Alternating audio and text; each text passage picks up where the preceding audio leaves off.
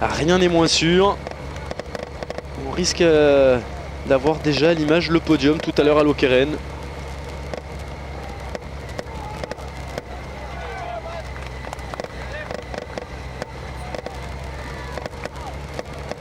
Voilà, la barre des 30 secondes est franchie maintenant pour les 3 hommes. Ah, regardez, le secteur est quand même un petit peu humide. On a eu de la pluie. Il faut toujours être prudent parce qu'on peut avoir une crevaison aussi sur ces secteurs.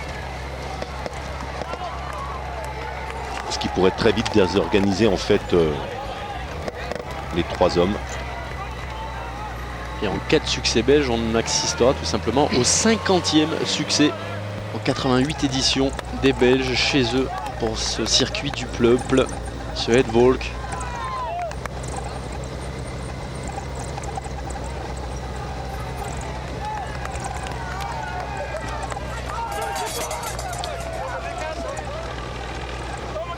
Nous allons vous proposer une dernière statistique. Nous allons voir la place des sprinters pour vous montrer qu'en fait il vaut mieux être en échappée pour remporter ce Headvolk. Le dernier sprinter à l'avoir remporté, c'était Tom Stills. Vous voyez, en 1996, il avait réglé le sprint du peloton l'année suivante en 1997, mais malheureusement c'était pour la 2e place en 1997. C'était la première victoire de Peter Van Petegem et vous le voyez derrière, c'est un petit peu compliqué, à part Nelissen qui avait réussi un très très beau triplé, mais ça m'étonne un petit peu. 93, 94, 95, il doit y avoir une petite erreur. Nelissen, on va vérifier tout ça. Allez, 40 secondes à 13 km de l'arrivée. On continue donc d'augmenter l'avance pour les 3 hommes de tête.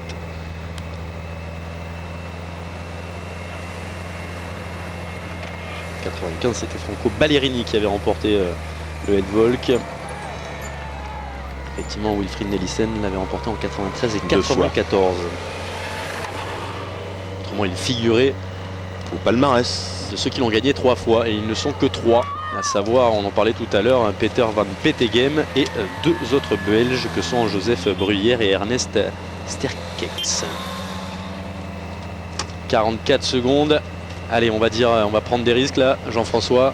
L'un de ces 3 coureurs sera quel risque sera le vainqueur aujourd'hui. Bien sûr, bien à part qu'il y ait une crevaison ou une chute, ce qu'on ne souhaite pas. Mais regardez, vous voyez la moto là, comme elle a posé un petit problème au coureur pour virer, mais normalement, bien entendu, cette échappée va au bout.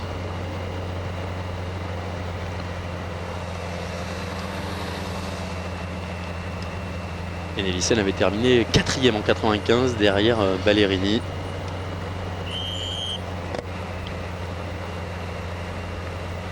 Alors on nous demande bien sûr de faire des petits pronostics sur les chances du coureur de l'US Postal, Max Van Eswick. Il a une chance, je pense qu'il a une chance sur 3. Il a une chance sur 3. Non, mais ça sera peut-être difficile, mais c'est quand même quelqu'un qui va relativement vite. Mais on sait que Bettini est très rapide et puis que Museeuw va vite aussi. Donc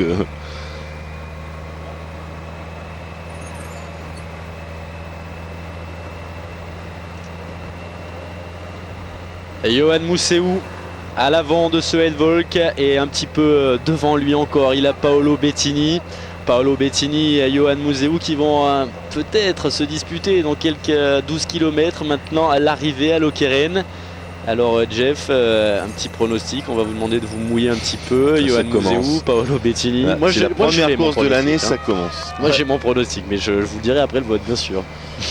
Voilà, bon, on va se mouiller alors. Je vais te dire Bettini. Alors bon, je pense aussi à Paolo Bettini. On peut se dire que Paolo Bettini est en très grande forme en ce moment. Il l'a montré au Tour méditerranéen. Il aura besoin, sans nul doute, de l'aide de Johan Museeuw, notamment lors des Flandriennes, s'il veut conserver le titre acquis la saison passée, à savoir le titre de vainqueur de la Coupe du Monde.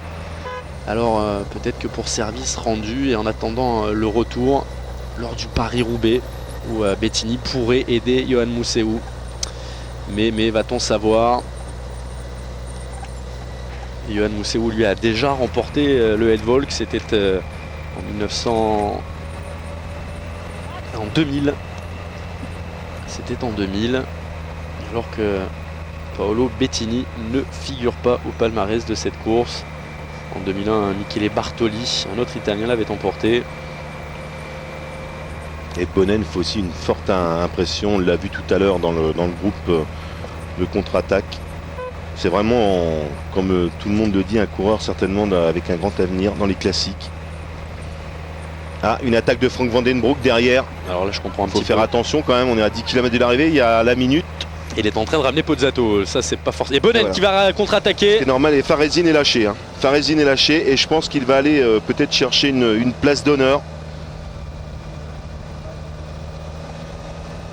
On en parlait tout de suite de Bonnen, regardez, c'est vraiment certainement le futur grand pour les classiques, alors que Pozzato va tenter, mais vous voyez, je crois qu'on n'y croit plus trop derrière. Non, Vandenbroek s'est relevé immédiatement. Et il est dans la roue de Pozzato, et Farezin avait déjà beaucoup de mal sur la première attaque de Vandenbroek. Ah, alors du côté de la Quick Step, on veut peut-être du bleu et blanc sur les 3 marches tout à l'heure à Lokeren. Ah, il y a une minute, il lui reste 10 km pour rentrer, mais il faudrait quand même pas trop jouer. C'est très juste pour rentrer, mais c'est vrai, vous le disiez, si on commence à s'observer un petit peu dans les derniers kilomètres. Et derrière, on est cuit. Derrière. Et Vandenbroek contre en plus, je crois bien. Je crois que Vandenbroek a tenté de sortir. Ah, il faudrait revenir vite derrière là. Tom Bonnen lui a la réponse. On revient sur le groupe de tête avec Yoann Mousseau, avec Paolo Bettini qui passe maintenant sous les 10 km. 10 km à parcourir pour Yoann Mousseau. Et Paolo Bettini avec dans leur roue Max Van Esvik, le néerlandais de l'équipe US Postal. Et derrière Tom Bonnen, le coéquipier de justement Mousseau et Bettini. Le voici, Tom Bonnen qui est en train de contrer. Non, c'est Vandenbroek. Vandenbroek qui est ressorti, je vous l'avais dit, derrière, qui va rejoindre maintenant Bonnen. Et oui, il va arriver à faire la jonction. Ils vont se retrouver donc 2 quick-step intercalés derrière 2 autres quick-step qui eux sont en tête. On y voit que du bleu aujourd'hui, Jean-François. Non, mais vraiment une démonstration de cette équipe, et c'est surtout le retour de Frank Vandenbroek au premier plan. On l'avait déjà vu en fait incisif pour faire cette cassure. Tout à l'heure, on a retrouvé 4 coureurs de chez Quick-Step à l'avant, et on retrouve un jeune coureur, Bonnen, qui confirme son année passée. Regardez ça, c'est quand même c'est une démonstration. Et on n'est qu'au début de saison, et on n'est que dans la première classique. Il me semble que l'écart est un petit peu moins important que ces 59 secondes. On a vu les 2 coéquipiers de la Quick-Step qui arrivaient sous la banderole des 10 km. Alors on serait capable de porter une accélération là pour lâcher ce coureur qui vient faire un petit peu tâche sur le palmarès. Pour l'instant, on a 4 coureurs de la Quick-Step dans les 5 premiers. À l'image de Paolo Bettini. Le suspense, on va dire, il va rester entier de savoir si Bonnen ou Vandenbroek, les deux vont faire la jonction avec Mousseau et Bettini.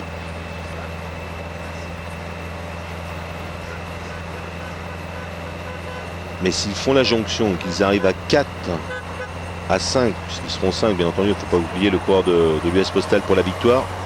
Je crois qu'on vient les informer là, même s'ils ont eu dans les oreillettes le renseignement. Alors est-ce qu'on leur demande de lever le pied? Peut-être pour laisser rentrer Vandenbroek, ça m'étonnerait quand même. Dans une 0-2, vous voyez. Et d'un autre côté, la Quick-Step qui aimerait peut-être avoir un coureur belge tout en haut du peloton, sans faire offense à Paolo Bettini, qui a eu un superbe cadeau l'année dernière en remportant cette Coupe du Monde. Bettini vraiment fait un début de saison. Le problème, c'est qu'il avait fait une fin de saison remarquable aussi. Mais il a déjà fait une saison entière incroyable, quoi. Et il est toujours là, Paolo Bettini. Coureur très petit, vous en parliez tout à l'heure, Jeff, mais extrêmement efficace. Et bon partout. Coureur polyvalent, qui est capable de passer, comme vous l'avez vu tout à l'heure, sur des sections pavées et de rester au contact, notamment dans le mur de Grammont, quand tout à l'heure la Quick-Step a accéléré, alors qu'à l'époque il y avait 3 hommes en tête, dont Jackie Durand. Et voilà les 2 poursuivants, Tom Bonnen là qui emmène Frank Vandenbroek, et 1 minute à peu près pour les 2 hommes. Peut-être un peu moins, parce que je pense que l'écart est fait sur le groupe Pozzato. J'ai bien l'impression qu'ils ont repris du temps. Vous aviez Vandenbroek à l'image de l'ancien espoir du cyclisme belge, et juste devant lui le nouvel espoir du cyclisme belge, Tom Bonnen, deuxième de Paris-Roubaix la saison passée alors qu'il était encore chez l'US Postal. Derrière son idole, Yoann Mousseou. Encore devant lui aujourd'hui, Yoann Mousseou dans cette 58e édition du Het Volk, avec Paolo Bettini qui continue d'amener ce petit groupe de 3 fuyards. 8 km avant l'arrivée à Lokeren, un petit peu moins avant de rentrer dans les contreforts de la ville. On commence à apercevoir la banlieue de Lokeren, les premières maisons.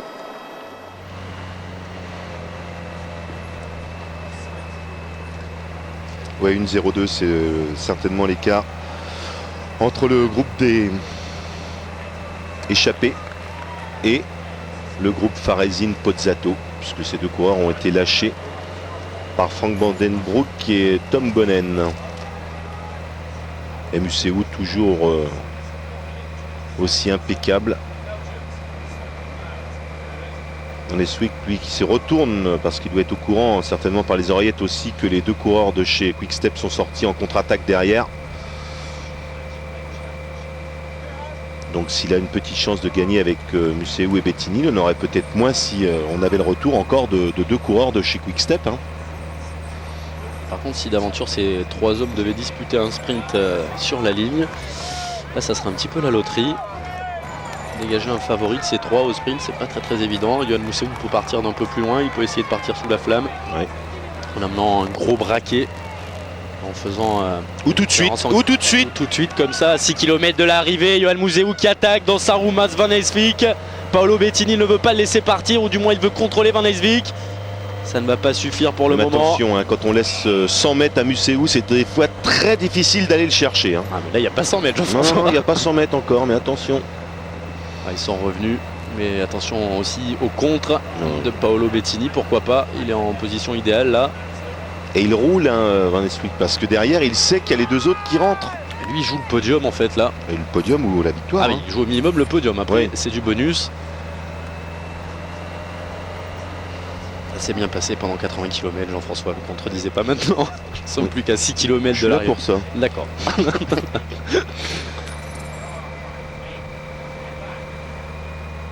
Allez, ce serait bien qu'on revienne sur Bonnen et Vandenbrouck là quand même. Ah, on aimerait bien et avoir un petit écart, vraiment un écart, parce que l'écart, on pense que c'est un écart sur Faraisin et Pozzato, mais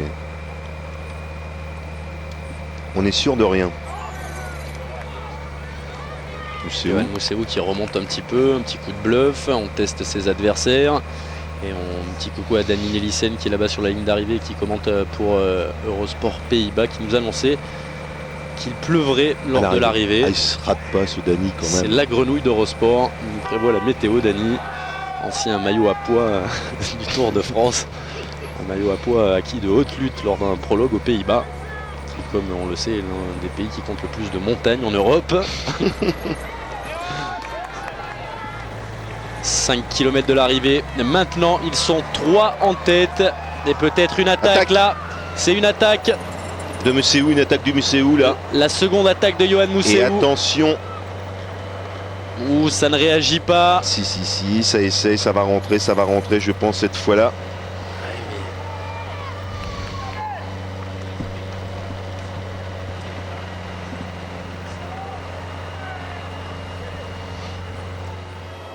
Et Yoann Mousseou, seconde attaque.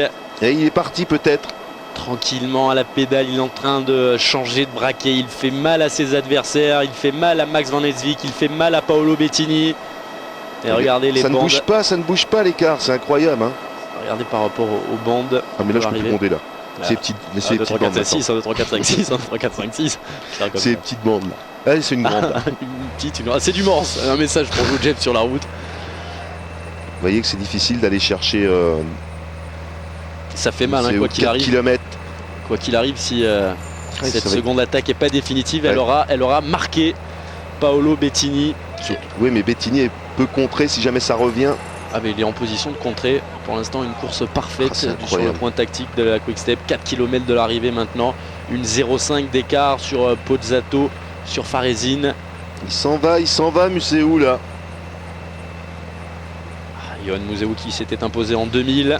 Vainqueur l'année dernière du Paris-Roubaix pour la 3e fois, lui qui a remporté 10 classiques de Coupe du Monde dans sa carrière. Vous vous en souvenez sûrement, ce geste à l'arrivée dans le Vélodrome de Paris-Roubaix. 5 plus 5 qui faisait 10. Et regardez, de plus en plus de petites bandes au milieu de la route entre les hommes. Il s'en va. Tranquillement au braquet. Quel travail de la Quick Step, on se régale. Tactiquement c'est parfait, mais encore faut-il avoir les forces, les atouts dans son équipe pour imposer une stratégie de course comme ça. Et les Lotto Domo ont vraiment été surpris aujourd'hui, pratiquement inexistants, ils n'ont fait que subir.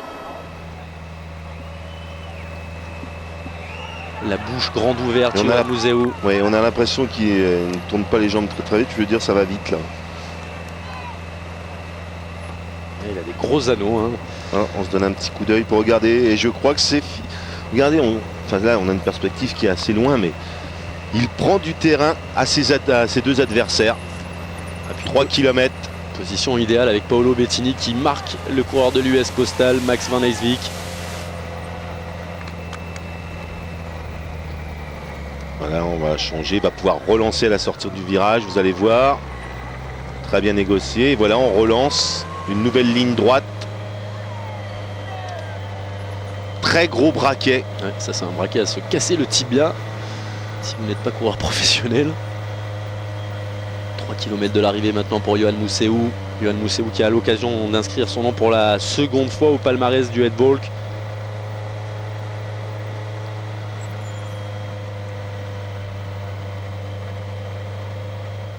Toujours pas de réaction derrière. Il n'est pas très loin, mais vous voyez, il tourne beaucoup plus les jambes. Paolo Bettini. Et Bettini qui attend, bien entendu, si ça rentre, ce sera idéal pour lui pour le sprint. Mais il n'ira pas chercher. Et Yoann Museeuw, quoi qu'il arrive, il ne fera pas l'effort. Il relance Max Van Rijswijk. C'est un petit peu difficile. 2 km maintenant. Et Jean-François et Yoann Museeuw. On est bien sur le petit baril. Yoann Museeuw qui est en train de signer un nouvel exploit en Flandre. Le roi des Flandres, comme on le surnomme, va inscrire... Ah ça y est, il se relève en plus. Probablement pour la deuxième fois, c'est fini. Yoann Museeuw est en train d'aller cueillir son deuxième succès dans ce Edvolk. Et c'est encore un Belge qui va s'imposer. Il succédera à Peter Van Petegem. Yoann Museeuw qui ce matin disait être à 80% de sa préparation. Imaginez le 13 avril prochain. Et c'est fini. Van Rijswijk s'est relevé. Maintenant c'est Bettini qui prend un petit relais tranquille. Et attention, regardez, c'est un grand faux plat là. Ouais, encore un pont apparemment. Il va tenter peut-être d'arracher la deuxième place, Van Rijswijk, mais ce sera très difficile pour lui parce qu'il a fourni un gros effort pendant 2 ou 3 km derrière Yoann Museeuw. Alors que derrière, on n'a pas du tout de nouvelles de Van den Broek et Tom Bonnen. C'est un petit peu dommage. Et bien entendu, là, Museeuw s'en va cueillir sa première victoire de la saison. Oui. Enfin, c'est bien. Commencer par le Edvolk. Il commence sa course ici, il le disait. Lui, ça fait 15 ans qu'il vient. Certains sont un petit peu anxieux avant de s'attaquer. Pas de problème pour Yoann Museeuw qui, avec le temps et l'expérience, a appris à contrôler ses émotions. Et a appris surtout à infliger des émotions aux autres.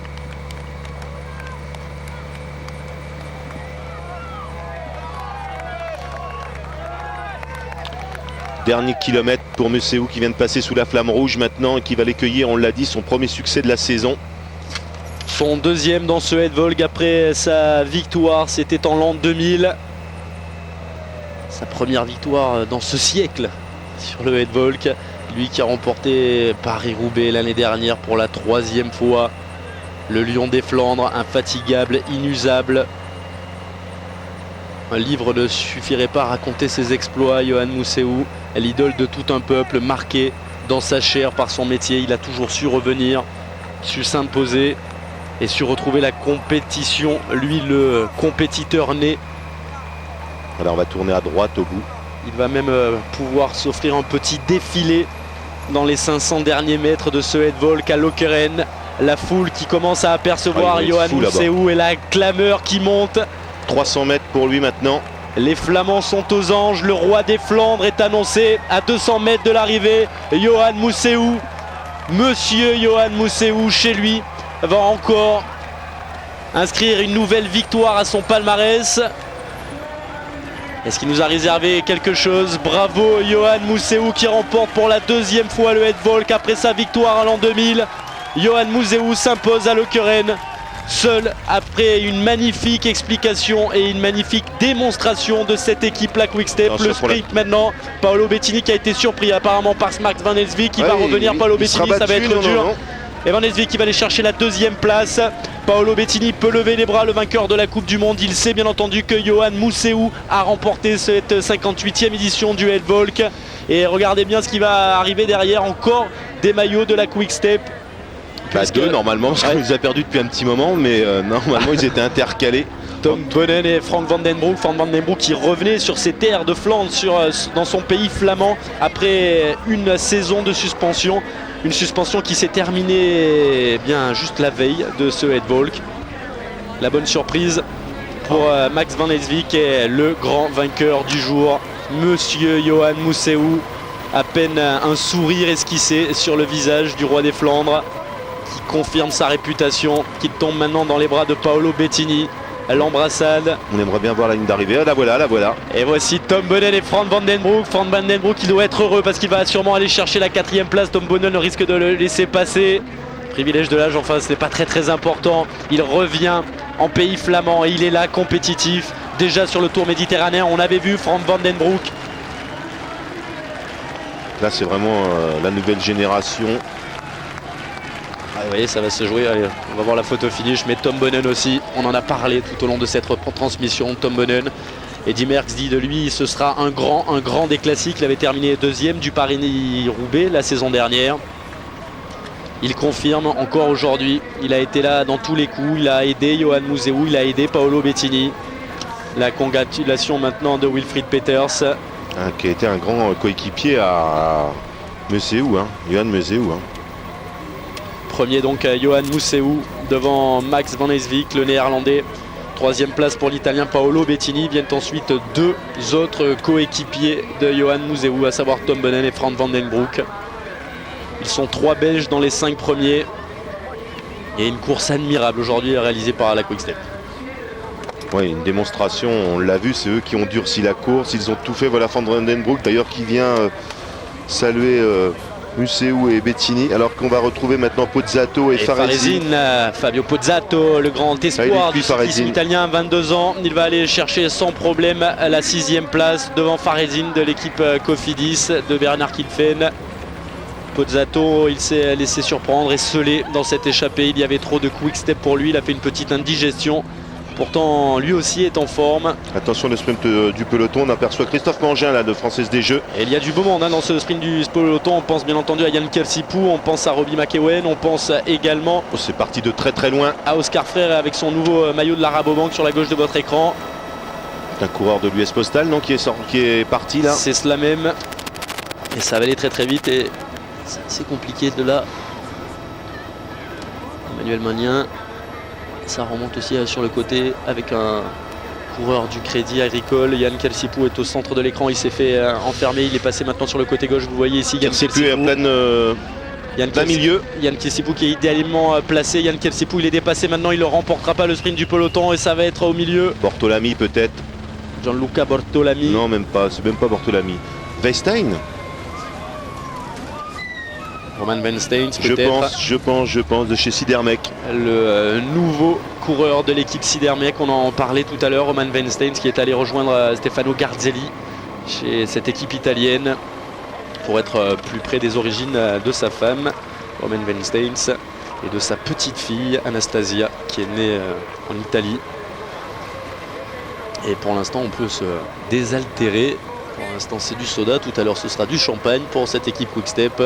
Modérément bien sûr, puisque dès demain on remettra et on remontera sur le vélo. Si vous ne connaissez pas Tom Bonnen de près, c'est celui-là qui vient de mettre sa casquette.